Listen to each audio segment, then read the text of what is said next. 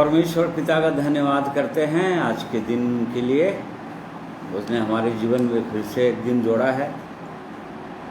उसकी महाकरुणा और दया का फल है कि आज के दिन को फिर से हम देख पा रहे हैं।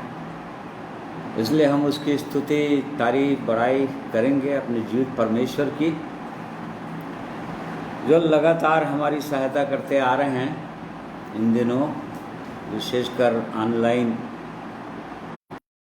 वचन को बोलने के लिए, संगति करने के लिए और वैसे ही सुनने के लिए।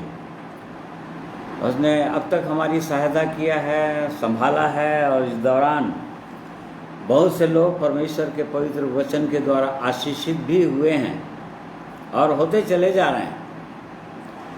इसलिए हम अपने जीवित परमेश्वर का धन्यवाद करते हैं और आज के दिन में फिर से उसके पवित्र वचन की ओर ध्यान लगाएंगे।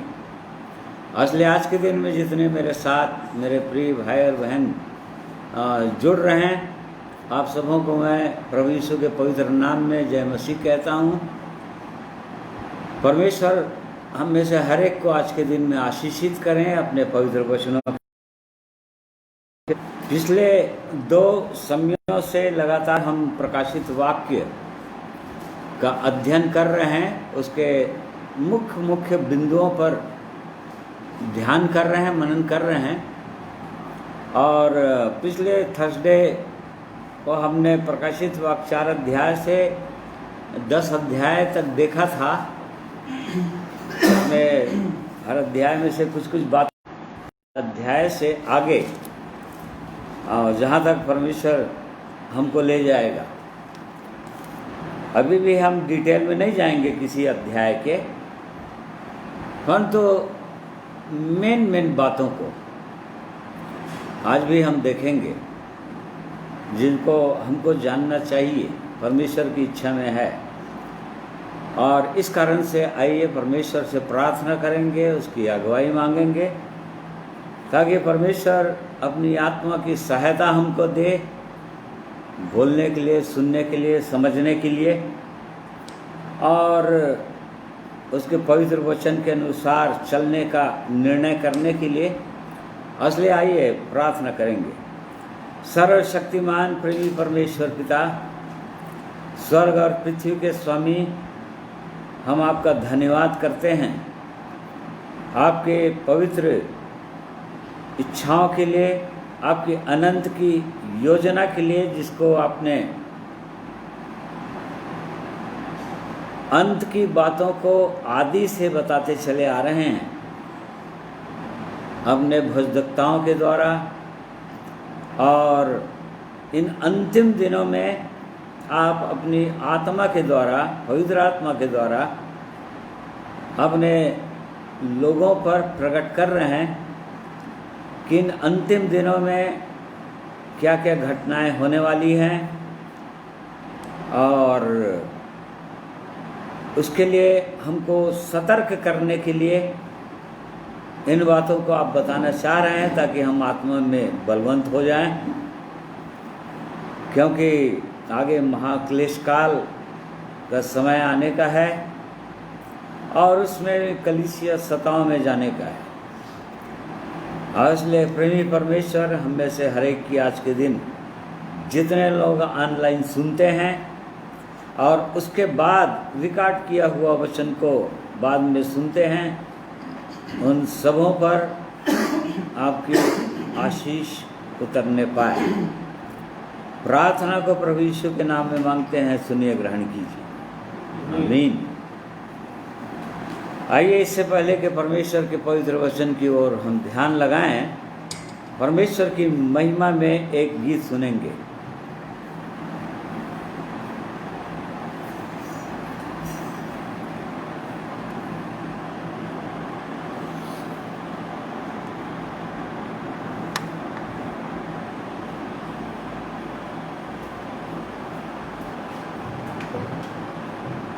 आप सबों को जय मसीह। मैं भी अपने परमेश्वर पिता का धन्यवाद करता हूँ कि उसने मुझे संभाल के रखा है और आज के दिन को दिखाया है। आज का दिन जो उसकी महिमा का दिन है, इसलिए मैं परमेश्वर पिता का धन्यवाद देता हूँ। गीत के द्वारा परमेश्वर की महिमा करना चाहता हूँ। उससे पहले एक अध्याय को पढ़ेंगे, एक वचन को, जो कि बहुत ही प्रसिद्ध वचन है बाइबल का, जो कि भजन संहिता 23 में पाया जाता है। यहाँ पे लिखा है, यहोवा मेरा चरवाहा है, मुझे कुछ घटी ना होगी। वह मुझे हरी हरी चराइयों में बैठाता है, वह मुझे सुखदायी जल के झरने के पास ले चलता है। वह मेरे जी में जी ले आता है, धर्म के मार्गों में वह अपने नाम के निमित्त मेरी अगुवाई करता है। चाहे मैं घोर अंधकार से भरी हुई तराई में होकर चलूं, तो भी हानि से ना डरूंगा, क्योंकि तू मेरे साथ रहता है। तेरे स्तोले और तेरे लाठी से मुझे शांति मिलती है। तू मेरे सताने वालों के सामने मेरे लिए मेज बिछाता है। तूने मेरे सिर पर तेल मला है, मेरा कटोरा उमड़ रहा है।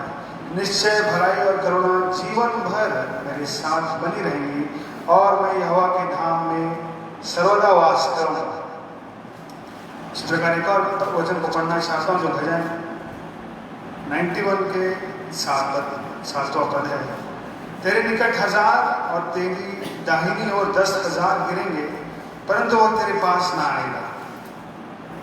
हाँ मेरे प्रिय, और परमेश्वर पिता का धन्यवाद करता हूँ इन सुंदर प्रतिज्ञा के लिए जो परमेश्वर ने अपने से प्रेम रखने वालों के लिए किया है। और सचमुच में हमने उस परमेश्वर पिता के हाथ को इन महीनों में, जब से ये महामारी शुरू हुई है, वो लगातार अपने जीवन में देख रहे हैं कि वो परमेश्वर कैसी अपने प्रतिज्ञाओं को हमारे जीवन में पूरा करता है, उनके लिए जिनका वो चरवाहा बन जाता है। तो आइए परमेश्वर पिता के इसी संदर्भ में गीत को सुनेंगे और परमेश्वर पिता की महिमा करेंगे।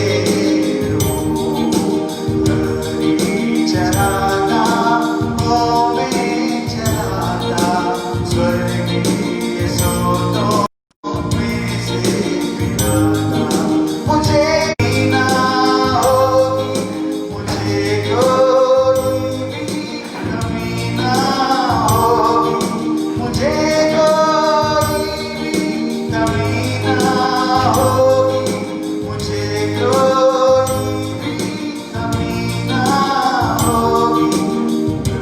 प्रभु मेरा चरवाहा, मैं उसकी भेड़ हूँ। प्रभु मेरा चरवाहा, मैं उसकी भेड़ हूँ। प्रभु मेरा चरवाहा, मैं उसकी भेड़ हूँ।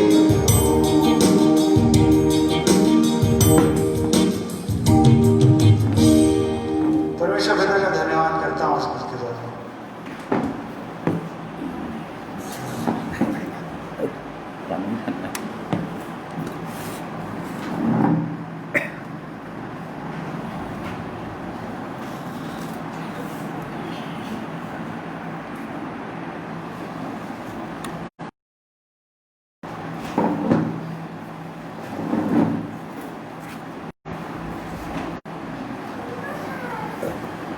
सुंदर गीत के लिए धन्यवाद करते हैं। परमेश्वर की महिमा के लिए, परमेश्वर के वचन के द्वारा परमेश्वर के लोगों को उत्साही करने वाला वचन है, गीत है, ताकि उसके लोग आनंदित रहें, जिनका वो परमेश्वर प्रभु यीशु चरवाहा हो, उनको किसी बात की चिंता करने की आवश्यकता नहीं होती है।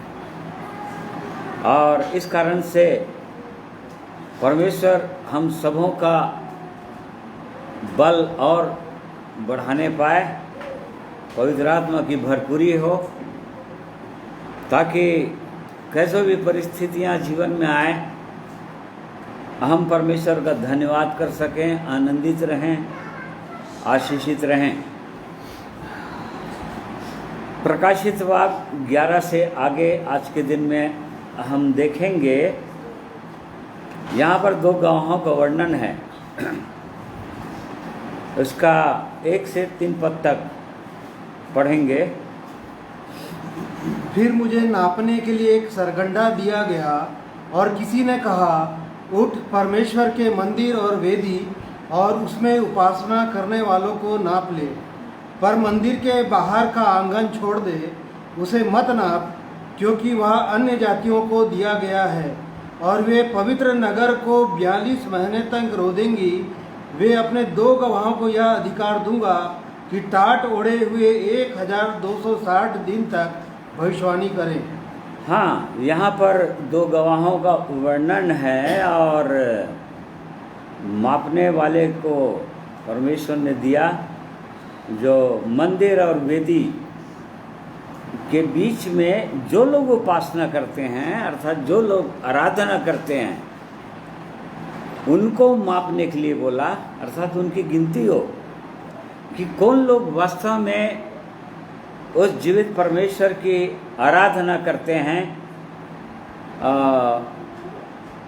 परम पवित्र स्थान में, पवित्र स्थान और परम पवित्र स्थान में जो लोग उपासना आराधना करते हैं, उनको नापने के लिए कहा गया। परंतु जो लोग बाहर हैं, आंगन में हैं, यहाँ पर केवल बलिदान चढ़ाया जाता था और एक हौदी था, अर्थात जहाँ पर उनके पाप क्षमा होते थे और वो लोग शुद्ध किए जाते थे।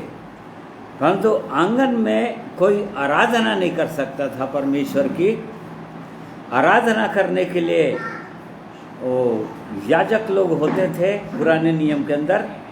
नए नियम के अंदर जितने लोग उद्धार पाते हैं, सबों को वो परमेश्वर याजक ठहराता है, अर्थात सब लोग आराधना कर सकते हैं, परंतु पवित्र स्थान में जाकर और परम पवित्र स्थान में जाकर परमेश्वर की आराधना होती है। तो यहाँ पर ये दिया गया है कि और वे पवित्र नगर को 42 महीने तक रौंदेंगे। फिर उसके बाद 2 गवाहों का वर्णन है जिनको ये अधिकार दिया जाएगा कि वे 1260 दिन तक भविष्यवाणी करें। ये 7 साल का वर्णन है यहाँ पर, महाक्लेश काल का, क्लेश काल का 7 साल का वर्णन है, जिसमें दूसरे भाग का जो क्लेश काल है 3.5 साल, दोनों का मतलब यही है, 42 महीने दिया है और दूसरी जगह 1260 दिन दिया हुआ है। दोनों जो है उसको कैलकुलेट करेंगे तो 3.5 साल होता है। इसके विषय में परमेश्वर के नबी दानियल ने दर्शन में देखा था पहले से, और उसमें उसने क्या दर्शन में देखा था, बिल्कुल सेम इसी चीज को देखा था वो। दानियल 9 अध्याय के अंदर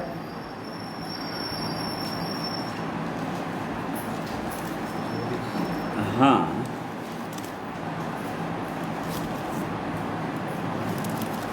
दानियल 9 अध्याय का हाँ 24 पद से सॉरी एक मिनट, हाँ 24 पद से आखिरी पद तक पढ़ लीजिए। तेरे लोगों और तेरे पवित्र नगर के लिए 70 सप्ताह ठहराए गए हैं कि उनके अंत तक अपराध का होना बंद हो और पापों का अंत और अधर्म का प्रायश्चित किया जाए और युग युग की धार्मिकता प्रकट हो और दर्शन की बात और भविष्यवाणी पर छाप दी जाए और परम पवित्र का अभिषेक किया जाए। इसलिए यह जान और समझ ले कि यरूशलेम को फिर बसाने की आज्ञा के निकलने से लेकर बीतेंगे, अगर कष्ट के समय में फिर बसाया जाएगा। उन 62 सप्ताहों के बीतने पर अभिषिक्त पुरुष काटा जाएगा और उसके हाथ कुछ ना लगेगा, और आने वाले प्रधान की प्रजा नगर और पवित्र स्थान को नष्ट तो करेगी, परंतु उस प्रधान का अंत ऐसा होगा जैसे बाढ़ से होता है, तो भी उसके अंत तक लड़ाई होती रहेगी, क्योंकि उसका उजड़ जाना निश्चय ठान लिया गया है। वह प्रधान 1 सप्ताह के लिए बहुतों के संग दृढ़ वाचा बांधेगा, परंतु आधे ही सप्ताह के बीतने पर वह मेल बलि और अन्न बलि को बंद करेगा और कंगुरे पर उजाड़ने वाली घृणित वस्तुएं दिखाई देगी, और निश्चय ही ठनी हुई बात के समाप्त होने तक परमेश्वर का क्रोध उजाड़ने वालों पर पड़ा रहेगा। यहाँ पर परमेश्वर के जन दानियल ने दर्शन में देखा था कि तेरे लोगों और तेरे पवित्र नगर के लिए 70 सप्ताह ठहराए गए हैं कि उनके अंत तक अपराध का होना बंद हो और पापों का अंत और अधर्म का प्रायश्चित किया जाए और युग युग की धार्मिकता प्रकट हो। तो ये 70 सप्ताह वो का उसने दर्शन देखा था यरूशलेम के फिर बसाए जाने की आज्ञा निकलने से। जैसे ही यरूशलेम के फिर बसाने की जो बाबुल का राजा नबूकदनेस्सर पूरा उजाड़ दिया था यरूशलेम को, मंदिर का सारा सामान वो बाबुल ले गया था, बेबीलोन ले गया था और उजाड़ हो गया था। और तब उसके बाद यिर्मयाह नबी के द्वारा परमेश्वर ने भविष्यवाणी किया था, उसका 29 अध्याय और उसका 10 पद में देखेंगे तो कि परमेश्वर अपने लोगों की चिंता करता है। 29 अध्याय 10 पद, यहोवा यूं कहता है, बेबीलोन के 70 वर्ष पूरे होने पर मैं तुम्हारी सुधि लूँगा और अपना यह मन भाना वचन कि मैं तुम्हें इस स्थान में लौटा ले आऊँगा पूरा करूँगा। हाँ देखिए, परमेश्वर अपने नबियों के द्वारा पहले से वो बता दिया था कि 70 वर्ष तो अवश्य बीतेंगे, तब तक ये लोग बंधुआई में रहेंगे। परमेश्वर के लोग, इस्राएली लोग बाबुल देश के, और फिर उसके बाद ये इर्मिया नबी के द्वारा परमेश्वर ने भविष्यवाणी किया था कि वो उसके बाद वो आज्ञा देगा इनको निकलने के लिए और फिर से यरूशलेम को नए रीति से बसाने और इसराइलियों को जो बंधुआई में थे वापस यरूशलेम लाने के लिए। और ये खुसरू राजा के समय में खुसरू राजा ने आदेश दिया, फिर जो किंग साइरस और ये एजरा नबी की पुस्तक में दिया हुआ है, एक अध्याय उसका पहला पद पढ़िए।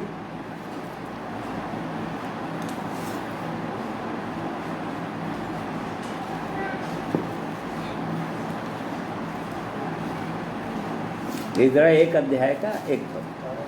फारस के राजा क्रूस के पहले वर्ष में यहोवा ने फारस के राजा क्रूस का मन उभारा क्रूसू का मन उभारा कि यहोवा का जो वचन यिर्मयाह के मुंह से निकला था वह पूरा हो जाए, इसलिए उसने अपने समस्त राज्य में यह प्रचार करवाया और लिखवा भी दिया।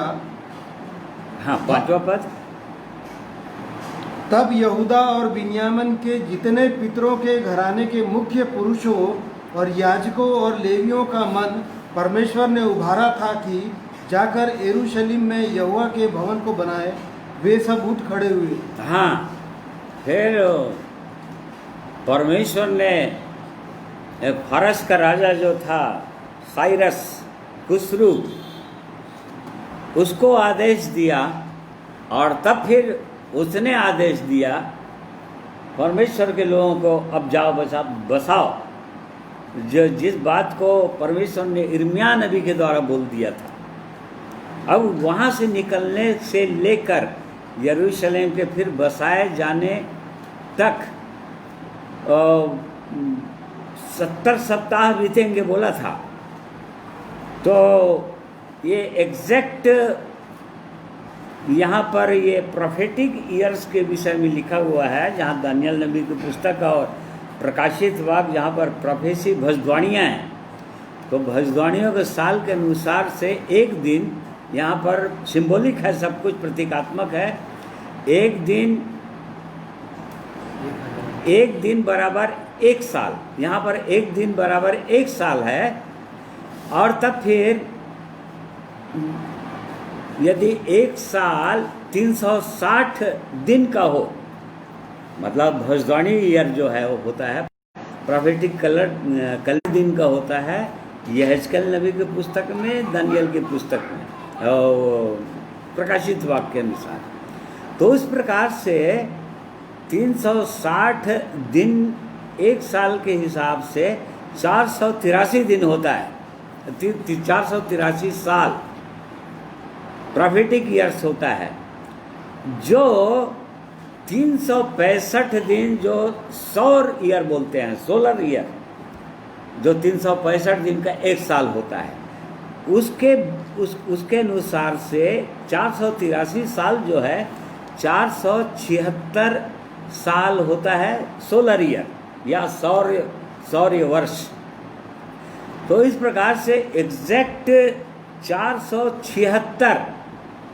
476 साल के बाद उसको फिर बसाने की आज्ञा निकलने के बाद 476 साल के बाद एकदम एग्जैक्ट टाइम में, एग्जैक्ट दिन में वो अभिषिक्त पुरुष अर्थात प्रभु यीशु जो मसीह, अभिषिक्त पुरुष मतलब मसीह, क्रूस पर चढ़ाया गया था। और इस प्रकार से ये भविष्यवाणी तो पहले से बता दिया गया था, एक साल में ऐसा होगा। जो 490 दिन होता है, 490 साल होता है, 70 साल मतलब 490 साल भविष्यवाणी ईयर के अनुसार। फिर लेकिन इसमें से 7 साल को बाद में बढ़ा दिया, वो ये आखिरी समय के लिए रख दिया था, अर्थात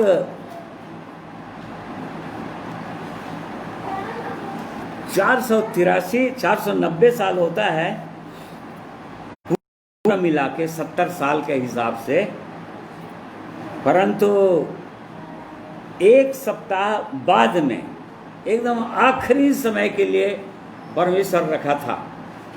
इस प्रकार से 69 सप्ताह, जैसे दानियल की पुस्तक में लिखा हुआ है, 7 सप्ताह बीतेंगे, फिर उसके बाद 62 सप्ताह बीतेंगे, और इस प्रकार से 69 सप्ताह हुआ, 69 सप्ताह।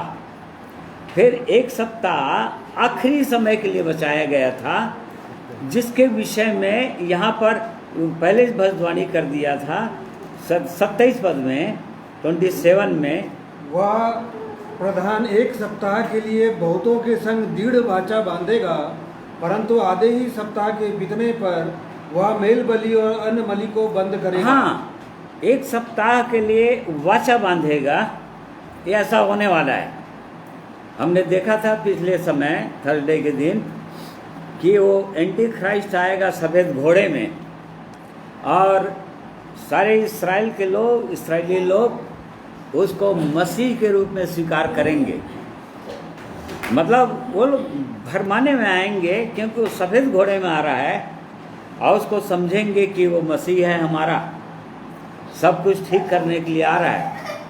और इसलिए वो एक सप्ताह के लिए उनके साथ वाचा बांधेगा, परंतु आधे ही सप्ताह में उसको तोड़ देगा। अर्थात जैसे ही 3.5 साल बीतेगा, वो तब तक मंदिर तैयार हो गया रहेगा। जो अभी यरूशलेम का मंदिर टूटा हुआ है, केवल एक दीवार है जहाँ पर यहूदी लोग जाकर प्रार्थना करते हैं, यहोवा से विलाप करते हैं, रोते हैं, छाती पीटते हैं, और उनको पूरा विश्वास है कि वो यहोवा परमेश्वर उनका मंदिर को फिर से बनाएगा और फिर से बलिदान चढ़ाए जाएंगे। और तब ये इसके दौरान उस दिन तक 3.5 वो मंदिर तैयार हो जाएगा, और फिर ख्रिस्ट विरोधी जो है वो बलिदान चढ़ा देगा, घृणित वस्तु चढ़ा देगा, जैसे दानियल ने कहा। और इस बात को प्रभु यीशु ने भी बताया मत्ती 24 अध्याय के अंदर। तो इस प्रकार से यहाँ पर हम जो प्रकाशित वाक्य में जो देख रहे हैं, यहाँ पर ये आखिरी सप्ताह का वर्णन है 3 पद में, 11 अध्याय 2 और 3 पद में, कि आखिरी सप्ताह अर्थात 7 साल के लिए। तो 7 साल के लिए उसका 2 भाग में होगा, पहले 3.5 साल, फिर उसके बाद दूसरे 3.5 साल। जो 2 गवाह आएंगे, जो बाद के सप्ताह होगा या 3.5 साल के बाद, ये 2 गवाह उठेंगे, जो 1260 दिन अर्थात 42 महीने होता है या 3.5 साल होता है, तक ये लोग भविष्यवाणी करेंगे पूरी, और इनको बहुत बड़ा अधिकार रहेगा सताने के लिए उस समय। तो ये भविष्यवाणी अभी होने का है, आगे होने का है, और बहुत जल्दी होने का है। फिर उसके बाद 4 पद में हम पढ़ते हैं, 11 अध्याय के 4 पद में प्रकाशित वाक्य, ये वे ही हैं जैतून के 2 पेड़ और 2 दीवट हैं, जो पृथ्वी के प्रभु के सामने खड़े रहते हैं। हाँ, यहाँ पर ये 2 जैतून के पेड़ बोल रहा है, उन्हीं को बोल रहा है, 2 गवाहों को, जिनके विषय में जकरिया नबी के द्वारा परमेश्वर ने भविष्यवाणी किया था। जकरिया नबी का 4 अध्याय उसका 11 से 14 पद में हम देख सकते हैं।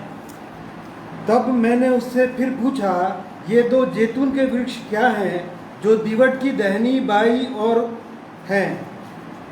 हाँ, फिर 14 पद तक। फिर मैंने दूसरी बार उससे पूछा, जैतून की दोनों डालियां क्या हैं, जो सोने की दोनों नालियों के द्वारा अपने में से सुनहरा तेल उंडेलती है?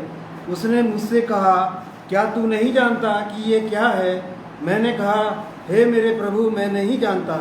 तब उसने कहा, इसका अर्थ ताजे तेल से भरे हुए वे 2 पुरुष हैं, जो सारी पृथ्वी के परमेश्वर के पास हाजिर रहते हैं।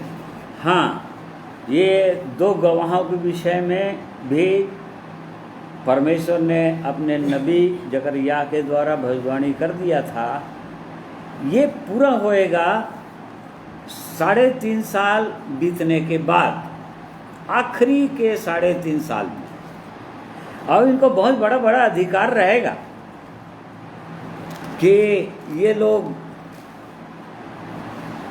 भविष्यवाणी करेंगे उन दिनों में कि मैं नबर से, जैसा कि एलियाह नबी ने भविष्यवाणी किया था अहाब राजा के समय में, और उस समय उसके भविष्यवाणी के अनुसार 3.5 साल तक मैं नहीं बरसा था, पानी नहीं गिरा था। फिर उसके बाद मूसा के समान इनके पास वो अधिकार रहेगा कि पानी को लौह बना दें। तो इस प्रकार से ये लोग लगातार इसमें दिया हुआ है, आगे पढ़ते जाएंगे तो भारी भारी विपत्तियों को लाते जाएंगे लोग यरूशलेम के अंदर, वो उस समय इस्राएल देश में, और काफ़ी पीड़ा होगी उस समय। ये भविष्यवाणी है उसके विषय में। तो ये लोग उस समय आएंगे, 2 गवाह। अब यहाँ पर मूसा और एलिया के समान वो नबी होंगे जो सिंबॉलिक है। अब एग्जैक्ट कौन कौन होंगे हमको पता नहीं, क्योंकि एग्जैक्ट यहाँ पर लिखा नहीं है। परंतु ये 2 गवाह होंगे जो भविष्यवाणी करेंगे। फिर उसके बाद भयंकर पीड़ा होगी, और तब जब इनकी भविष्यवाणी पूरी हो जाएगी, 7वां पद पढ़िए। जब वे अपनी गवाही दे चुकेंगे तो वह पशु जो अथाह कुंड में से निकलेगा उनसे लड़कर उन्हें जीतेगा और उन्हें मार डालेगा। हाँ, यहाँ पर अद्भुत बात ये है कि जब तक इनकी भविष्यवाणी पूरी नहीं हुई, अर्थात जिस उद्देश्य से परमेश्वर ने इन 2 गवाहों को भेजेगा, और जब तक इनकी गवाहियाँ पूरी नहीं होगी, इनकी भविष्यवाणियाँ पूरी नहीं होंगी, परमेश्वर की मनसा उस समय इनके द्वारा पूरा नहीं होगा, तब तक ये लोग नहीं मरेंगे। ये परमेश्वर के लोगों के लिए प्रोत्साहित करने वाला वचन है, और प्रोत्साहित करने वाला वचन है जब तक, यदि परमेश्वर ने किसी को बुलाया है अपनी महिमा के लिए, अपनी सेवा के लिए, अपनी भविष्यवाणी के लिए, परमेश्वर के वचन को भविष्यवाणी करने के लिए, बताने के लिए, तो तब तक उनकी मृत्यु नहीं हो सकती जब तक उनका कार्य पूरा नहीं होगा इस पृथ्वी पर अनुसार। उससे पहले उनकी मृत्यु है, फिर उसके बाद इनकी मृत्यु हो जाएगी, और यरूशलेम में इनका शव रखा जाएगा, जो आत्मिक रूप से सदोम और मिस्र कहलाता है, जहां उनका प्रभु भी क्रूस पर चढ़ाया गया था। और तब ये लोग 3.5 दिन तक वहाँ चौक में इनका शव, इनका डेड बॉडी रखा जाएगा, रखा रहेगा, और फिर 3.5 दिन तक वहाँ के लोग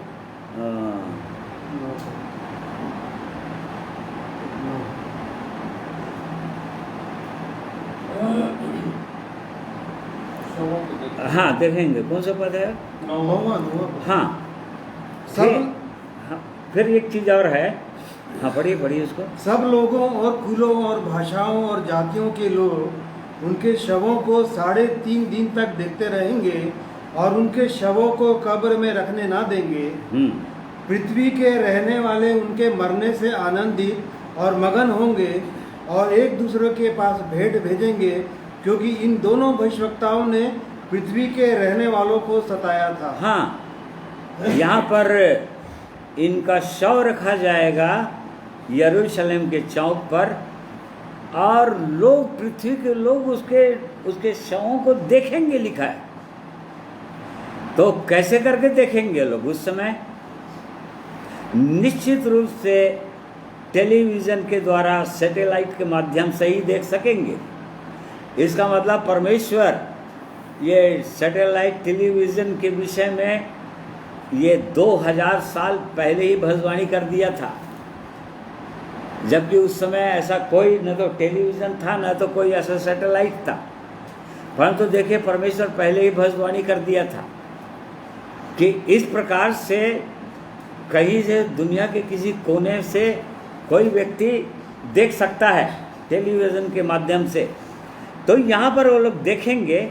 और एक चीज़ और है, जब परमेश्वर के लोग सचमुच में जो प्रभु की सेवा करते हैं, परमेश्वर की इच्छा के अनुसार, प्रभु यीशु की इच्छा के अनुसार जो लोग क्रूस को लेकर चलते हैं, जब उनकी मृत्यु होती है तो संसार के लोग आनंदित होते हैं। संसार के लोग आनंदित होंगे। परमेश्वर के लोगों की मृत्यु होगी, संसार के लोग आनंदित होते हैं, क्योंकि वो लोग इस बात को जानते ही नहीं, ये लोग परमेश्वर के लोग हैं और ये ऐसी घटना होने का है। फिर उसके बाद उसी का 15 पद पढ़िए। जब सातवें दूत ने तुरी फूकी तो स्वर्ग में इस विषय के बड़े बड़े शब्द होने लगे, जगत का राज्य हमारे प्रभु का और उसके मसीह का हो गया। हाँ, और वह युगा न युग राज्य करेगा। देखिए, ये सातवें तुरही, ये आखिरी तुरही होगा। और जब ये फूकी जाएगी तो निश्चित रूप से कलीसिया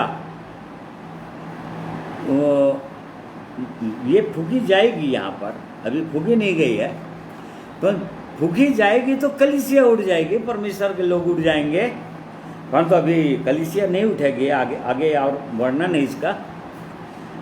तो और तब परमेश्वर का राज्य हमेशा हमेशा के लिए प्रभु का राज्य उसके मसीह का हो जाएगा और वो युगान युग राज्य करेगा। अभी राज्य नहीं है उसका। इस प्रकार से 11वें अध्याय के अंदर हम देखते हैं। फिर 12वें अध्याय में स्त्री और अजगर का वर्णन है। पढ़िए एक पद से। फिर स्वर्ग में एक बड़ा चिन्ह दिखाई दिया, अर्थात एक स्त्री जो सूर्य ओढ़े हुए थी और चांद उसके पांवों तले था और उसके सिर पर 12 तारों का मुकुट था।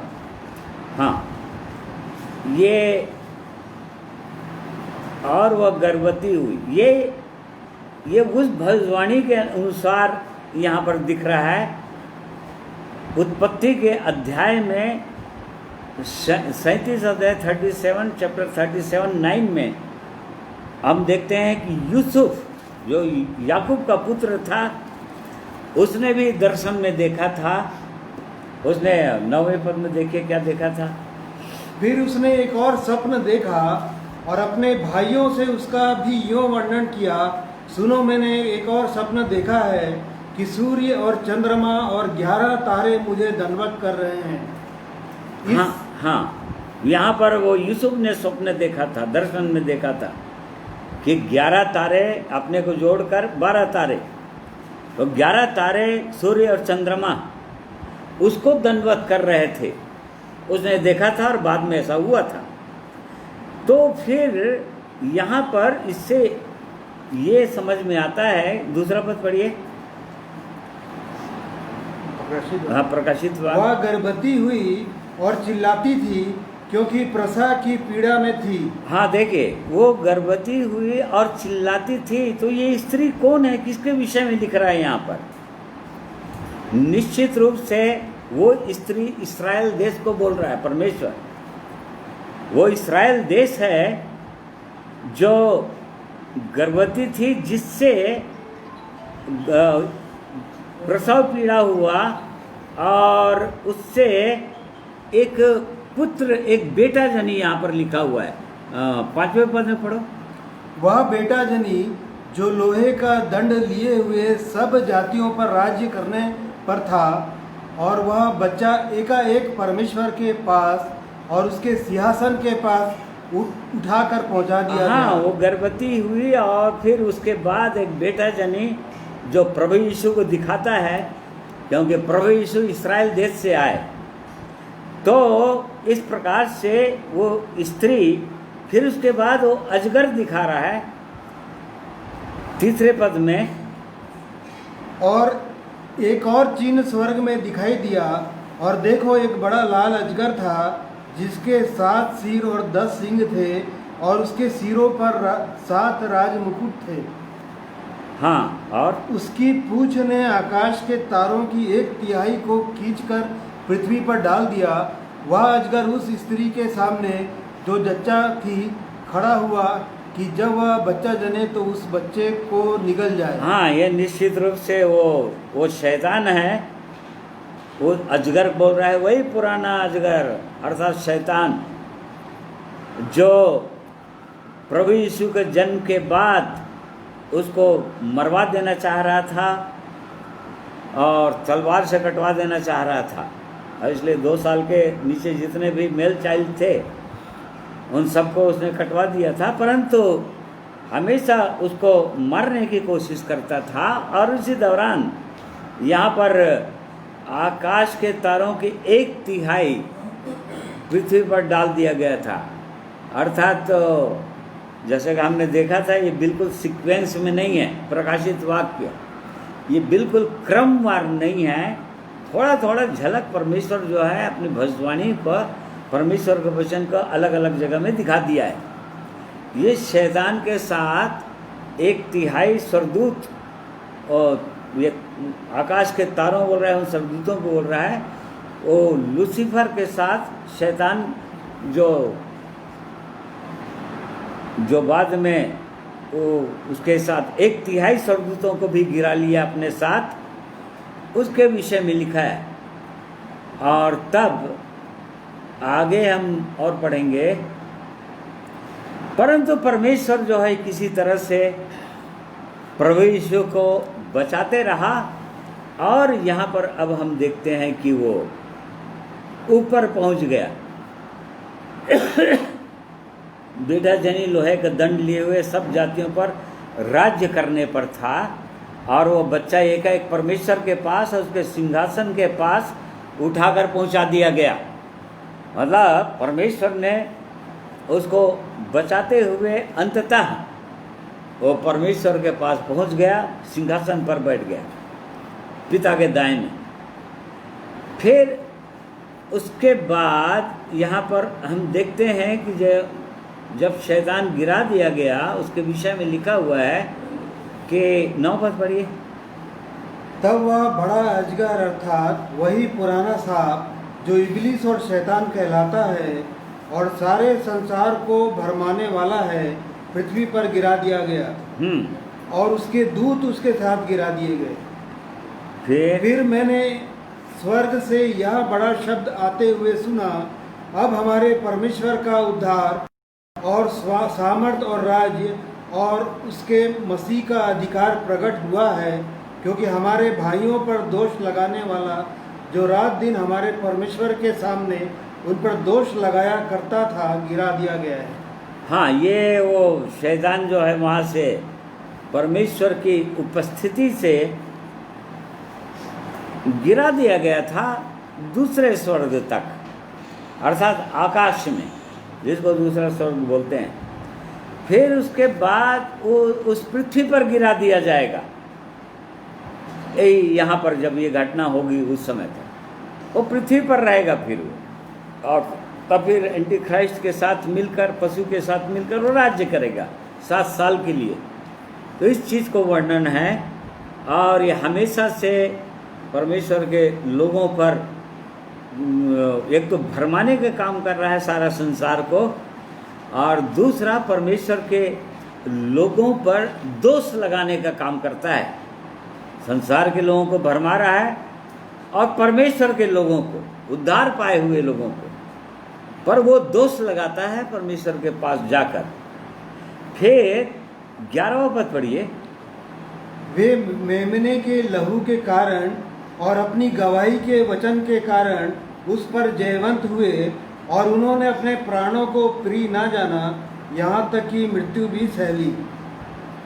हाँ, परंतु यहाँ पर बहुतों का वर्णन है 2000 साल से लेकर, कलीसिया के बनने के बाद से लेकर अब तक बहुत सारे लोग, परमेश्वर के लोग जो मसीह के अनुसार क्रूस लेकर चलते रहे, वो लोग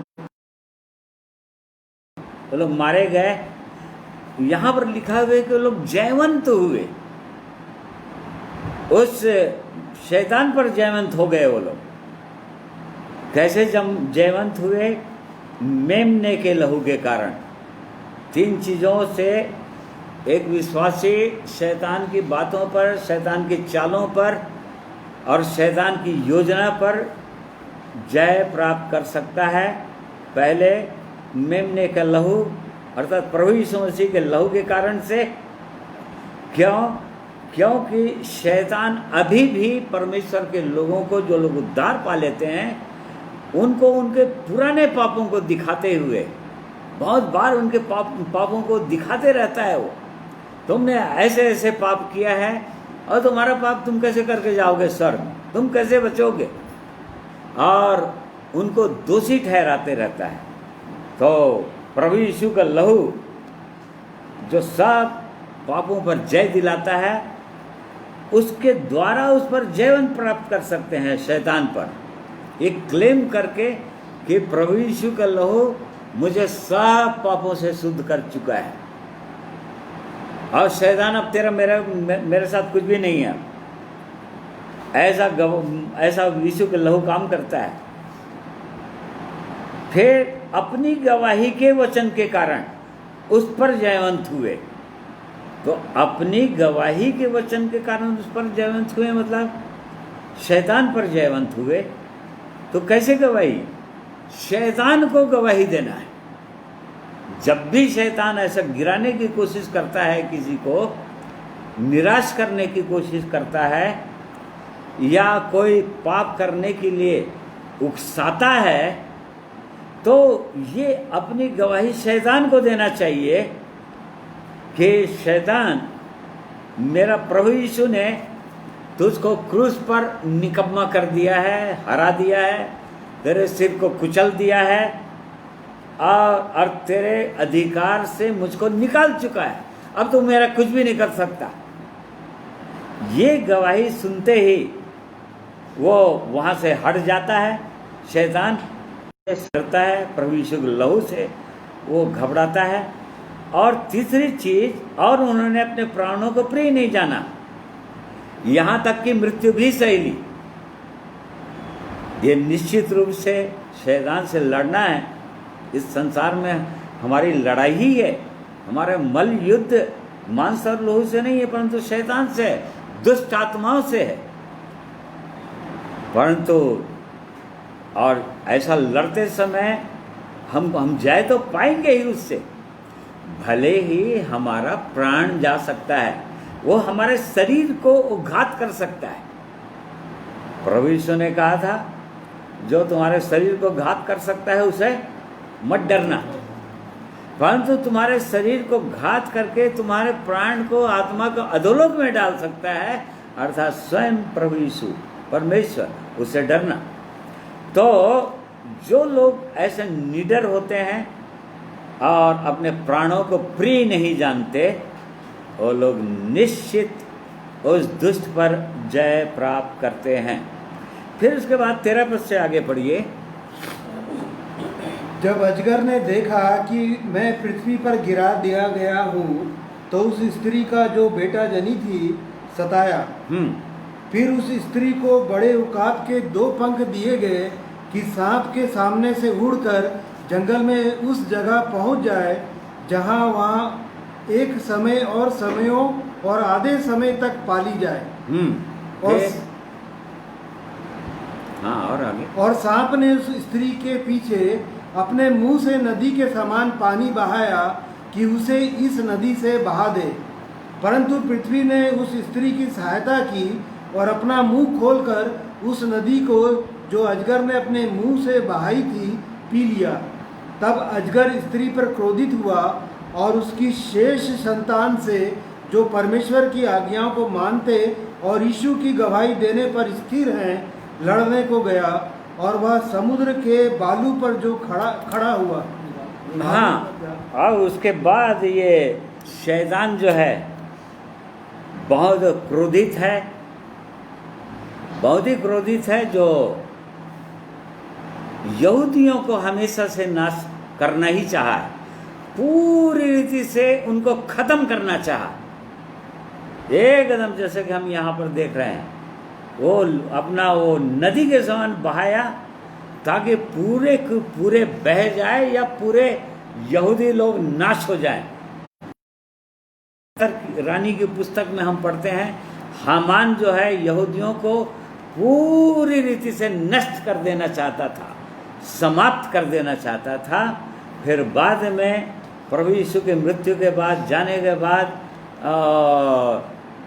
हिटलर जो हुआ जर्मन का, वो यहूदियों से इतना घृणा करने वाला व्यक्ति हुआ जो यहूदियों को, लाखों यहूदियों को उसने नाश किया, उसको मार डाला।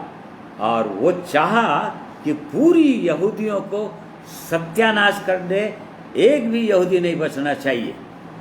परंतु परमेश्वर की योजना के अनुसार आज भी यहूदी हैं, इस्राएली लोग हैं, इस्राएल देश है, इस्राएल देश में सारे यहूदी लोग बसे हुए हैं।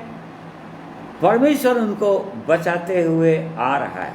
और तब यहाँ पर लिखा है, उनको पूरी रीति से जब नाश नहीं कर सका इस्राएलियों को शैतान, तब 17 पद में हम पढ़ते हैं कि तब अजगर स्त्री पर क्रोधित हुआ और उसकी शेष संतान से, जो परमेश्वर की आज्ञाओं को मानते और यीशु की गवाही देने पर स्थिर हैं, लड़ने लगा। ये लोग कौन लोग हैं? ये लोग कलीसिया के लोग हैं, चर्च के लोग हैं। प्रभु यीशु मसीह की मृत्यु के बाद कलीसिया का आरंभ हुआ, कलीसिया बनने लगा और उसमें बहुत सारे लोग तो यहूदी लोग थे, यहूदियों की कलीसिया बनी आरंभ में। और तब फिर 3000 लोग जो पहले बैप्टिज्म लिए थे, वो तो सारे के सारे इस्राएली लोग थे। वो कलीसिया बनी, उसको सताने लगा और उनको नाश करना चाहा। उसके शेष संतान से, उस स्त्री के शेष संतान, मतलब हमने देखा वो स्त्री कौन है? वो यहाँ पर इस्राएल देश, इस्राएली लोग, इस्राएल देश है, इस्राएली लोग है वो स्त्री। और उसकी स्त्री के शेष संतान जो आरंभिक कलीसिया थी, अर्थात जो यहूदियों इस्राएलियों की कलीसिया थी, वहीं से आरंभ हुई कलीसिया। वो तो बाद में अन्य जाति लोग भी कलीसिया में जुड़ते गए। तो पतरस को अंत तक बहुत सारे यहूदी कलीसिया इस्राएली कलीसिया बन चुकी थी। ये लोग उस स्त्री के से संतान थे। और तभी उन पर अटैक हुआ और उसके बाद से लगातार आज तक भी जो उसी के से संतान बन रहे, अर्थात इस्राएली बन रहे हैं। परमेश्वर की अद्भुत योजना के अनुसार इब्राहिम के संतान बन रहे हैं और उसके अनुसार से वास्तव में लोग इस्राएली और यहूदी कहलाते हैं, उसके वंश कहलाते हैं। अभी की कलीसिया भी तो तब से लेकर आज तक शैतान इसी फिराक में है कि परमेश्वर के लोगों को कैसे करके नाश करे, पूरी रीति से नाश करना चाहता है। परंतु आज तक उसने कभी सफल नहीं हो पाया और परमेश्वर की योजना के अनुसार वो अंत तक कभी भी सफल नहीं हो पाएगा। और इस बात को हम 12वें अध्याय के अंदर हम देखते हैं। फिर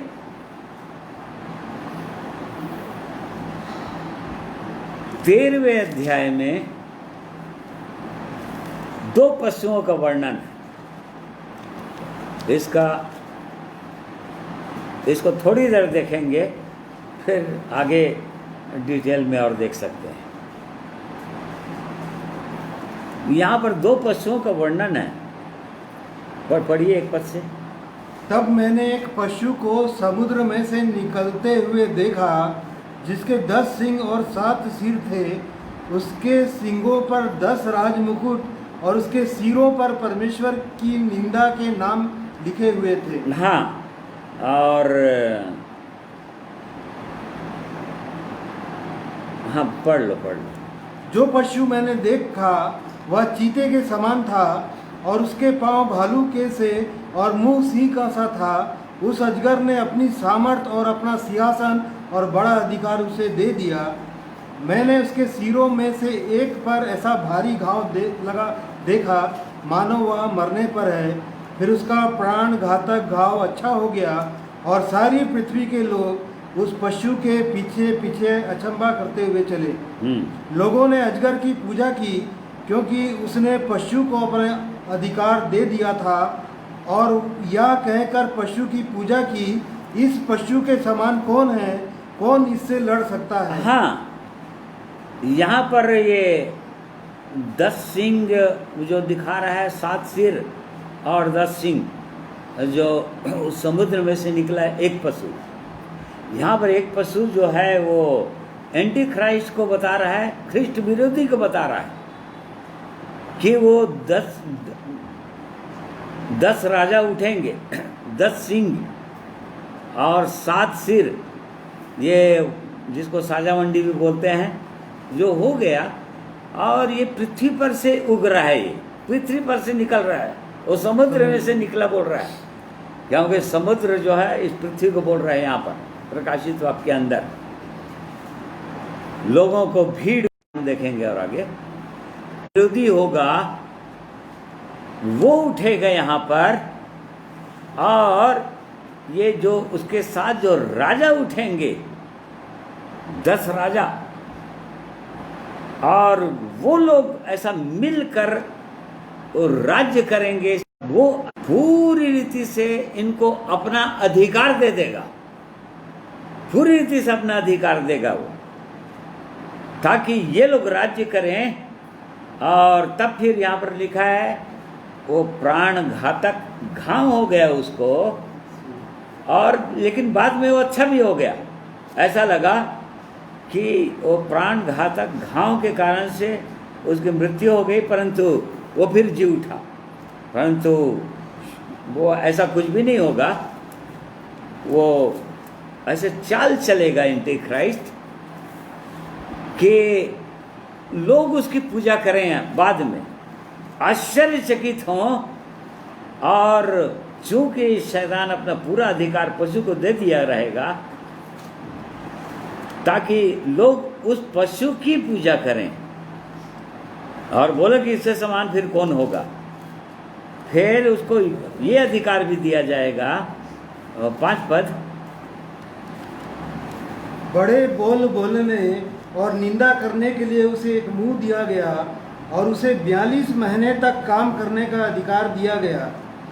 उसने परमेश्वर की निंदा करने के लिए मुंह खोला कि उसके नाम और उसके तंबू अर्थात स्वर्ग के रहने वालों की निंदा करे। हाँ, तो यहाँ पर एक्चुअल में महाक्लेश काल ये कहलाता है 3.5 साल। आखिरी के 7 साल के जो आखिरी साल होगा, ये महाक्लेश काल कहलाएगा। एक्चुअल में महाक्लेश काल ये होगा। क्यों? क्योंकि उसको ये अधिकार मिलेगा 42 महीने तक काम करने का, अर्थात 3.5 साल तक। 42 महीने मतलब 3.5 साल तक काम करने का उसको अधिकार मिल जाएगा, और वहाँ के रहने वालों के वो निंदा ही करता रहेगा, उनको बहुत ही सताएगा। और 7वां पद, उसे यह भी अधिकार दिया गया कि पवित्र लोगों से लड़े और उन पर जय पाए, और उसे हर एक कुल और लोग और भाषा और जाति पर अधिकार दिया गया। हाँ, देखो, ये ख्रिस्ट विरोधी को पूरी रीति से अधिकार मिल जाएगा शैतान की ओर से कि वो पवित्र लोगों से लड़े और उन पर जय पाए। ये कौन लोग हैं पवित्र लोग? यहां पर इस्राएलियों को नहीं बोल रहा है, यहां पर तो कलीसिया को बोल रहा है। इसलिए मतलब यहाँ पर 2 मत है कि महाक्लेश काल से पहले कलीसिया उठाई जाएगी, परंतु यहाँ पर हम देख रहे हैं कि पवित्र लोग अर्थात परमेश्वर के लोग यहाँ पर हैं और जिन पर वो जय पा रहा है, जय पा रहा है अर्थात मतलब उनकी शरीर पर जय पा रहा है, उनके प्राणों पर नहीं, उनकी आत्मा पर वो जयवंत नहीं हो सकता, परंतु शरीर पर जय पा रहा है क्योंकि उसको लड़ने का अधिकार है। और परंतु 8 पद, पृथ्वी के वे सब रहने वाले जिनके नाम उस मेमने के जीवन की पुस्तक में लिखे नहीं गए, जो जगत की उत्पत्ति के समय से घात हुआ है, उस पशु की पूजा करेंगे। हाँ देखो, उस पशु की पूजा वो लोग करेंगे, एंटी क्राइस्ट की पूजा, ख्रिस्ट विरोधी की पूजा वो लोग करेंगे, अर्थात उस नंबर को वो लोग लेंगे जो लोग पृथ्वी के रहने वाले हैं, पृथ्वी के वे सब रहने वाले। इसका मतलब जिनका मन पूरी रीति से ये पृथ्वी की बातों पर लगा हुआ है। हम परमेश्वर के वचन में बार बार पढ़ते हैं, पत्रियों में पौलुस प्रेरित ने कहा, यदि तुम जिलाए गए हो तो स्वर्गीय वस्तुओं की खोज करो। कुलुस्सियों 3 अध्याय के पहला, पृथ्वी पर की नहीं। बार बार हम फिलिपियों की पत्री में हम इस चीज को पढ़ सकते हैं, कुलुस्सियों के पत्री में हम पढ़ सकते हैं, और पत्रियों में इस बात को पौलुस प्रेरित ने जोर दिया कि परमेश्वर के लोगों का मन इस पृथ्वी की वस्तुओं पर नहीं रहता है। वो पृथ्वी के रहने वाले नहीं है, वो तो स्वर्ग के हो चुके होते हैं, उनका स्वदेश स्वर्ग हो चुका होता है, और केवल पृथ्वी पर वो लोग यात्री और परदेशी के रूप में रहते हैं। ये लोग उठाए जाएंगे, ये लोग घात नहीं किए जाएंगे, लिखा है, जिनके नाम इस मेमने के जीवन की पुस्तक में नहीं लिखे गए। जो लोग पृथ्वी के लोग होंगे, जो लोग उद्धार नहीं पाए हुए होंगे, उनका नाम उस जीवन की पुस्तक में नहीं रहेगा। वही लोग उसकी पूजा करेंगे, एंटी क्राइस्ट की, ख्रिस्ट विरोधी की। इस प्रकार से हम इस चीज को हम यहाँ पर देख रहे हैं। फिर उसके बाद देखिए 11 पद, फिर मैंने एक और पशु को पृथ्वी में से निकलते हुए देखा, उसके मेमने के से 2 सिंग थे और वह अजगर के समान बोलता था। हाँ, ये कौन है भाई?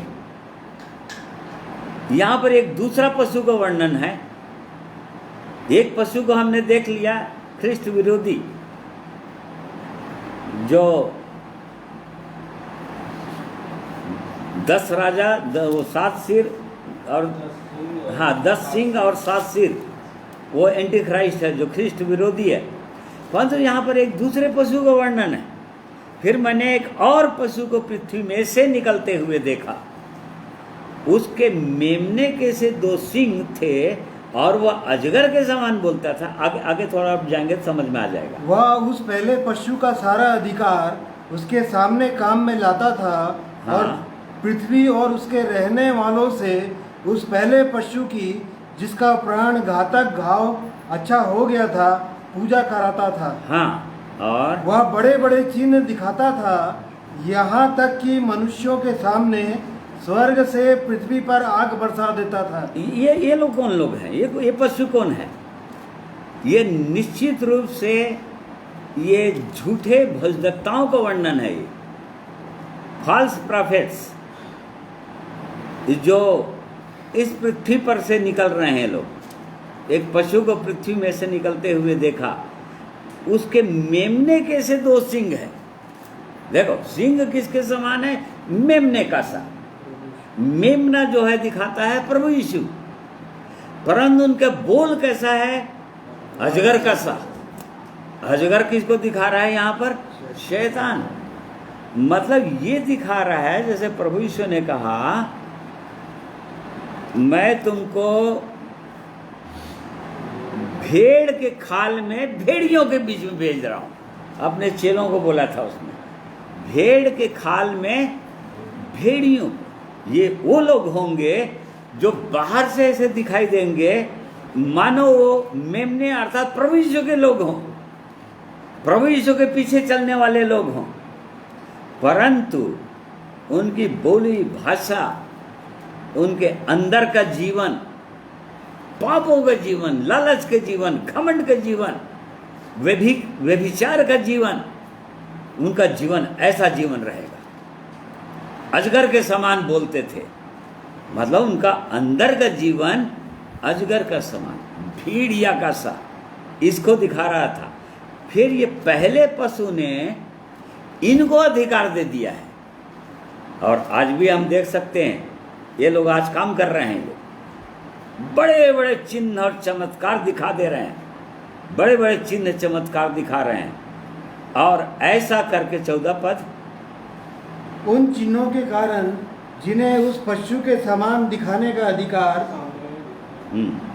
सामने दिखाने का अधिकार उसे दिया गया था, वह पृथ्वी के रहने वालों को भरमाता था और पृथ्वी के रहने वालों से कहता था कि जिस पशु के तलवार लगी थी वह जी गया है, उसकी मूर्ति बनाओ। हाँ देखिए, ये ऐसा काम कर रहे हैं लोग, पूरे सारे संसार को भरमा दे रहे हैं। शैतान ने एंटी क्राइस्ट को, ख्रिस्ट विरोधी के अपना अधिकार दे दिया। जैसा कि यूहन्ना अपनी पत्री में कहता है, वो तो आने वाला है, हम सुनते आ रहे हैं। यूहन्ना जब लिखा था प्रकाशित वाक्य, तब से वो बोल दिया था, बिल्कुल एक लास्ट आवर बोला था, आखिरी समय, मतलब 12 बजने में केवल 1 घंटा बचा। जब वो लिखा था तब बोला था, 2000 साल पहले। उसके हिसाब से अभी कितना समय बचा होगा? 1 घंटे में 1 सेकंड, 1 मिनट ऐसे बचा होगा। तो यहाँ पर ये शैतान जो है उसको अधिकार दे दिया, और ये जो 10 राजा और 10 सिंह ये दिखा रहा है, ये लोग अपना अधिकार इन झूठे बजदक्ताओं को दे दिए हैं, और ये लोग बड़े बड़े चिन्ह और चमत्कार दिखाए जा रहे हैं सारे संसार को। और यही लोग उकसाएंगे भी कि उस पशु की पूजा करें, अर्थात ख्रिस्ट विरोधी की पूजा करने के लिए ये लोग प्रेरित भी करेंगे। क्यों? क्योंकि इनका नाम जीवन की पुस्तक में आएगा ही नहीं, भरमा दिए गए, इसलिए उसकी पूजा करेंगे ये लोग। तो इस प्रकार से वैसा वो काम लगातार कर रहा है। फिर 16 पद पढ़िए, फिर 15 पद पढ़िए। उसे उस पशु की मूर्ति में प्राण डालने का अधिकार दिया गया कि पशु की मूर्ति बोलने लगे, और जितने लोग उस पशु की मूर्ति की पूजा ना करें उन्हें मरवा डाले। हाँ, यहाँ पर ये पशु की मूर्ति बोलने लगेगा, इसका मतलब वो पशु जो है, जो ख्रिस्त विरोधी है, अपना मूर्ति बनवा देगा और उसमें जान डलवा देगा। कैसे जान डलवाएगा? वो मूर्ति कैसे बोलेगा? यहाँ पर बिल्कुल कंप्यूटराइज्ड रोबोट जिसको बोलते हैं, बिल्कुल मनुष्य के समान वो काम करेगा वो, और लोग उसकी ही पूजा करना है। जहाँ जहाँ जाएगा उसके चरणों में झुकते जाना है सबको, ऐसा वाला वो काम करवाएगा। और 16 पद, उसने छोटे बड़े धनी कंगाल, स्वतंत्र दास, सबके दाहिने हाथ या उनके माथे पर एक एक छाप करा दी कि उसको छोड़ जिस पर छाप अर्थात उस पशु का नाम या उसके नाम का अंक हो, अन्य कोई लेन देन ना कर सके। ज्ञान इसी में है, जिसे बुद्धि हो वह इस पशु का अंक जोड़ ले, क्योंकि वह मनुष्य का अंक है और उसका अंक 666 है। हाँ, यहाँ पर ख्रिस्ट विरोधी का वो अंक होगा 666, जो मनुष्य का अंक है। मनुष्य का अंक 6 है, क्योंकि मनुष्य जो है 6वें दिन में, उत्पत्ति की पुस्तक एक अध्याय का हम 26-27 पद में पढ़ सकते हैं, वो 6वें दिन बनाया गया। मनुष्य की रचना परमेश्वर ने 6वें दिन में किया, मनुष्य की रचना 6वें दिन में हुआ। ये ट्रिनिटी को दिखा रहा है, 666, अर्थात ये तीनों मिलकर, शैतान, फिर उसके बाद में ख्रिस्ट विरोधी, वो पशु, और तीसरा फिर झूठे बजदक्ता, ये 3 एक हो जाएंगे ट्रिनिटी हो जाएंगे, और ये तीनों मिलकर जो वास्तविक चर्च है, अर्थात जो वास्तविक प्रभु यीशु के लोग हैं, जो प्रभु यीशु के पीछे चलते हैं, उनको ये लोग सताएंगे। ये परमेश्वर के वचन में इस प्रकार से हम देखते हैं, जिसका नंबर 666 रहेगा, अर्थात ट्रिनिटी रहेगा 666। जैसे कि प्रभु यीशु का नंबर क्या है, उसका 8 नंबर है। प्रभु यीशु का जो नंबर है ना, वो 8वां नंबर है। जब यीशु का नाम जब लिखेंगे जीसस, तो इब्रानी भाषा में जीसस नहीं लिखते हैं उसको, इब्रानी या ग्रीक में उसको आईसीएस लिखते हैं, IEOUS। इसका चाहे इब्रानी भाषा में है चाहे यूनानी भाषा में है, इसका शब्दों का, जैसे कि हिंदी में 1 2 3 लिखते हैं संख्या के लिए, या इंग्लिश में 1 2 3 लिखते हैं, अल्फ़ाबेट्स के लिए ABCD EFG लिखते हैं। इब्रानी भाषा, यूनानी भाषा में जो न्यूमेरिकल वैल्यू है, वो जो शब्दों का ही, अक्षर का ही न्यूमेरिकल वैल्यू होता है। जैसे I का न्यूमेरिकल वैल्यू कुछ होगा, E का न्यूमेरिकल वैल्यू होगा, ऐसा तीनों को जब जोड़ देंगे पूरी रीति से तो 888 होता है, 888, 888। 8 संख्या जो है बाइबल के अंदर न्यू क्रिएशन को दिखाता है, नई सृष्टि। इसीलिए बोलता है कि जो मसीह यीशु में है वो नई सृष्टि। 8वें दिन को दिखाता है, रेस्ट का दिन को दिखाता है। तो इस प्रकार से हम देख रहे हैं कि ख्रिस्ट विरोधी यहाँ पर ऐसा राज्य करेगा वो इस पृथ्वी पर, और उसका मार्ग को सबको लेना पड़ेगा। 16 अध्याय में जैसे हमने पढ़ा, छोटे बड़े, धनी कंगाल, स्वतंत्र दास, सबके दाहिने हाथ या उसके माथे पर एक छाप दी गई है। देखो, ख्रिस्ट विरोधी जो है लोगों को एक चुनाव देगा, ऑप्शन देगा, या तो वो माथे पे लगा सकते हैं, उसके नंबर को ले सकते हैं, अर्थात वो ओपनली प्रकट कर सकते हैं कि हम ख्रिस्त विरोधी के मनुष्य हैं, हम उसके फॉलोअर हैं, छिपाएंगे नहीं उसको। और दूसरा ऑप्शन ये है कि हथेली के नीचे उस नंबर को ले सकते हैं, और ऐसा करके सीक्रेट फॉलोअर, गुप्त में किसके फॉलोअर, शैतान के फॉलोअर या ख्रिस्ट विरोधी के फॉलोअर, उसके पीछे चलने वाले, परंतु गुप्त में रहेगा वो, मतलब लोगों को पता नहीं चलेगा। हाँ, भले वो चर्च में रहेंगे, चर्च में भी रह सकते हैं, बहुत एक्टिव मेंबर के रूप में रह सकते हैं, कोई जानेगा नहीं कि ये उसका व्यक्ति है, ये प्रभु यीशु का व्यक्ति, कोई जानेगा नहीं, क्योंकि छिपा लेगा ऐसा। परंतु ओपन नहीं रहेगा, माथे पर चिन्ह नहीं लगाएंगे लोग। बहुत से लोग इतना बोल दोगे कि हम ले गए, हम ख्रिस्ट विरोधी के व्यक्ति हैं, हम शैतान के व्यक्ति हैं। परंतु बहुत से लोग इस प्रकार से भरमाएंगे, और अभी भी भरमा रहे हैं बहुत सारे लोग, चाहे कोई भी, कितनों भी पवित्र कलीसियाएं हो जाए दुनिया में, ऐसा एंटी क्राइस्ट उनके बीच में कोई न कोई मिल ही जाएंगे। तो ये सब, ये अद्भुत परमेश्वर का वचन है, जिनको परमेश्वर अपने लोगों को,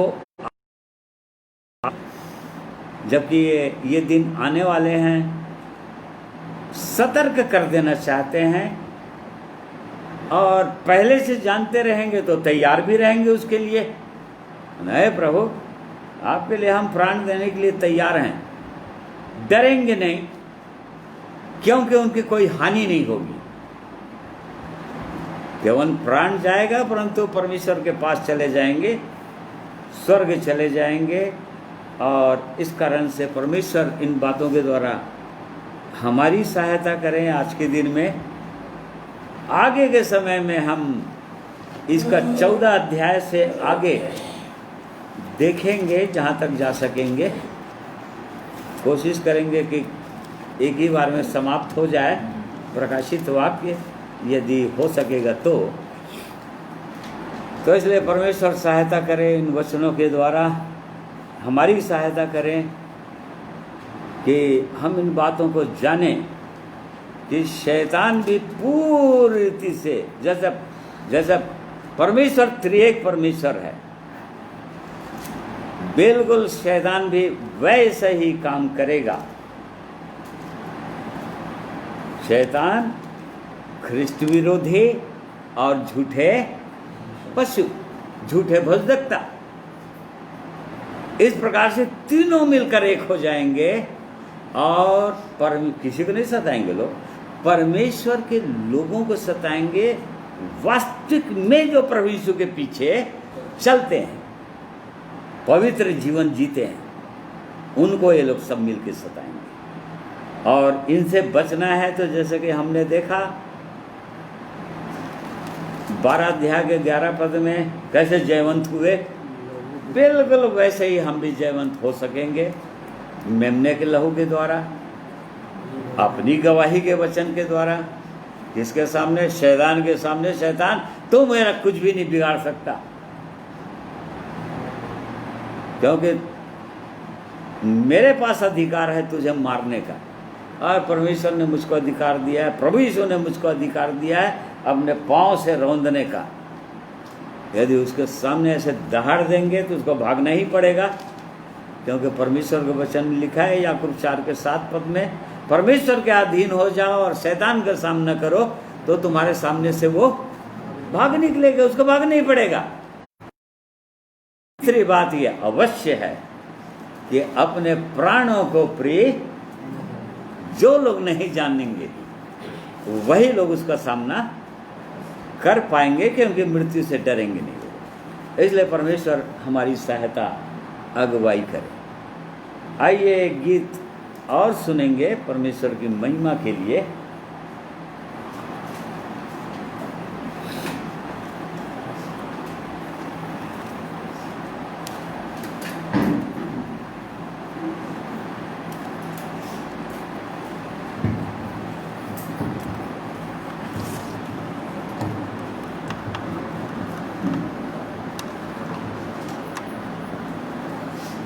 सबों को एक बार फिर से प्रभु यीशु मसीह के नाम से सलाम कहता हूँ। सचमुच में अद्भुत वचन है, परमेश्वर का जीवित वचन जो प्रकाशित वाक्य के रूप में हमारे सामने आज और भी प्रकाशित हो रहा है, जिसके द्वारा से हम समझ सकते हैं। और जैसा वचन में लिखा है, समय के भेदों को समझो। और समय सचमुच में बहुत ही बुरी रीति से बदलते जा रहे हैं शुरू से, और इस समय के बदलाव को देखते हैं तो कुछ बातें मनुष्यों के जीवन में होती हुई नजर आती है, और वो है मनुष्य स्वयं खुदगर्ज होते जा रहा है। खुदगर्ज का मतलब क्या है? स्वार्थी, है ना, स्वार्थी होते जा रहे हैं। और पूरा सारा संसार जो प्रभु यीशु मसीह के प्रेम में नहीं आए हैं वो क्या बन गए हैं? मतलबी। मतलब अपना साथ सध गया तो बहुत अच्छा है, बाकी लोगों से कोई मतलब नहीं।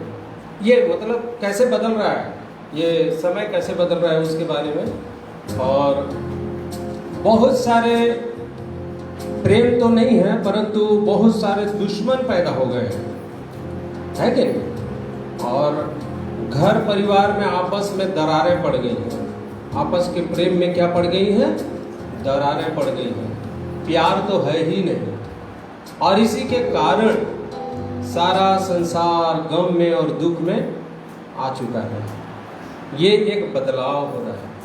और वैसे ही ऐसा नहीं है कि बदलाव हो रहा है तो सब चीज नेगेटिव हो रहा है, परंतु प्रभु यीशु मसीह पर पूरी रीति से विश्वास करने वाले लोग भी हैं जो उसके नाम के लिए क्या हो जा रहे हैं?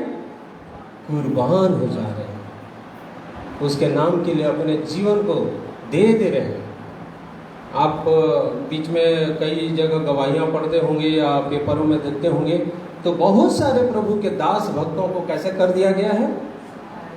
सताया तो नहीं, मार दिया जा चुका है प्रभु के दासों को। यहाँ तक ऐसे पास्टरों को मार दिया गया, खून कर दिया गया। तो ये हो रहे हैं प्रभु के नाम से, और फिर भी प्रभु यीशु मसीह धीरज धरे हुए हैं, क्योंकि उनका आना अति निकट है। ये जो क्लेश काल हम लोग आज देख रहे थे कि 7 साल का जो बचा हुआ है उसमें 3.5 साल और 3.5 साल दो भागों में बांटा है। अभी अवसर है मेरे प्रियो, कलीसिया और भी अपने जीवन को जांच ले, क्योंकि उसका आना बहुत ही जल्दी है। अभी कुछ बता रहे थे, कुछ सेकंड बचा है, कुछ सेकंड के साथ साथ कुछ मिनट बचा है, और यदि हम तैयार नहीं होंगे तो शायद हम नहीं जा सकेंगे, और फिर उस क्लेश काल में हम भी प्रभु की सहायता हो कि न रहें, और रह गए तो बहुत दुख उठाएंगे। आइए इसी से संदर्भित एक गीत को मैं गाऊंगा कि कैसे बदल रहा है ये समय।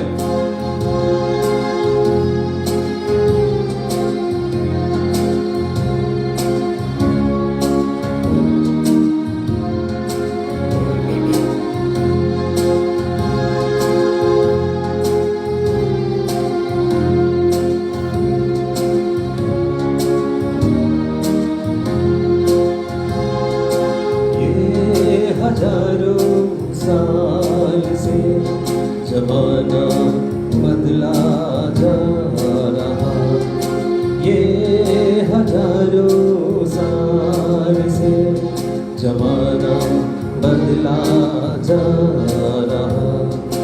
जो लिखा कलाम पे पूरा वो होता जा रहा। जो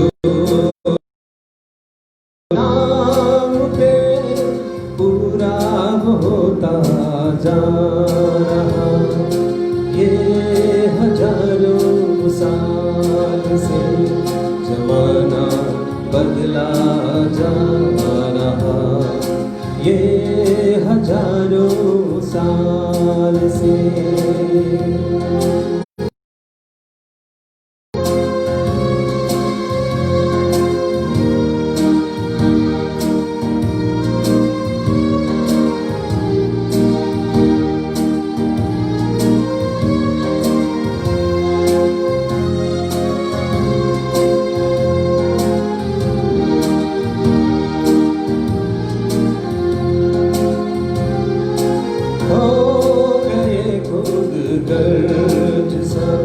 इस मतलबी संसार में हो गए खुद गर्ज सब। इस मतलबी संसार में बन गए दुश्मन दरारे, पड़ गए हैं प्यार में। बन गए दुश्मन दरारे, पड़ गए हैं प्यार में। है परेशानी और गम से ये जहां करा रहा। है परेशानी और गम से ये जहां करा रहा। ये हजारों साल से जमाना बदला जा रहा, ये हजारों साल से।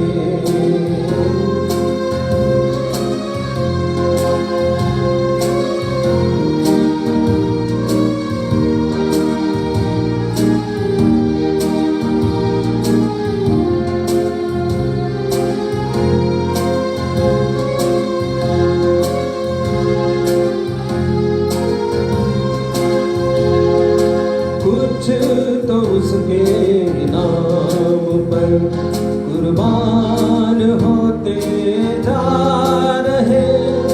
कुछ तो उसके नाम पर कुर्बान होते जा रहे, और कुछ है जो मसीह को भूलते ही जा रहे। और कुछ है जो मसीह को भूलते ही जा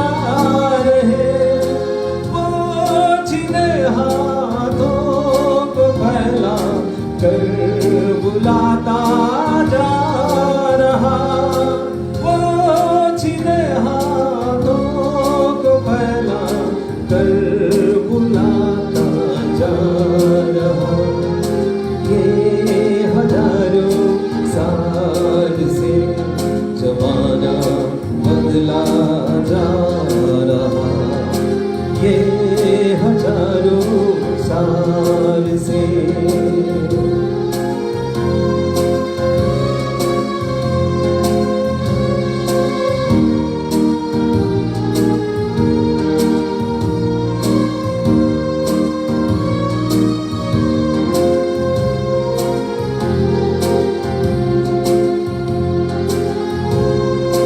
आने वाला है मसीह, आमद बहुत नजदीक है। आने वाला है मसीह, आमद बहुत नजदीक है। आने वाला है हमारा फैसला नजदीक, आने वाला फैसला नजदीक है। ना मिलेगा सोचने को वक्त गुजरा जा रहा, ना मिलेगा सोचने को वक्त गुजरा जा रहा। ये हजारों साल से जमाना बदला जा रहा। ये हजारों साल से जमाना बदला जा रहा। जो लिखा कलाम पे पूरा होता जा रहा। जो लिखा कलाम पे पूरा होता जा रहा। ये हजारों साल से जमाना बदला जा रहा। ये हजारों साल से जमाना बदला रहा। प्रभु की महिमा स्तुति।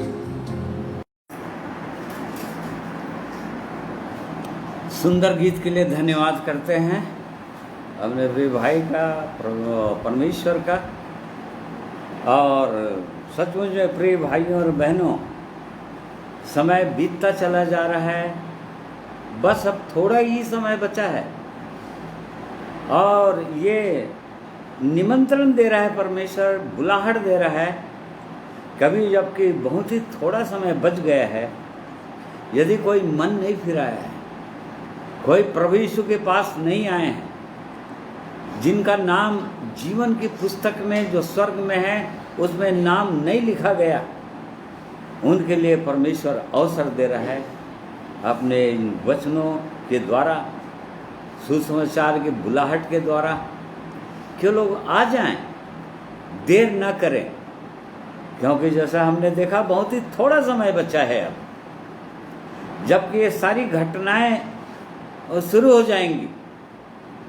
ख्रिस्त विरोधी का राज आ जाएगा और तब फिर उसके बाद लोगों को अवसर नहीं मिलेगा, और हमेशा हमेशा के लिए शैतान के साथ और ख्रिस्त विरोधी के साथ, झूठे भविष्यवक्ता के साथ हमेशा के लिए आग की झील में डाल दिए जाएंगे। इसलिए परमेश्वर हम सबों की सहायता करें कि हम उस दिन के लिए एकदम तैयार हो जाएं, प्रतिदिन तैयार रहें,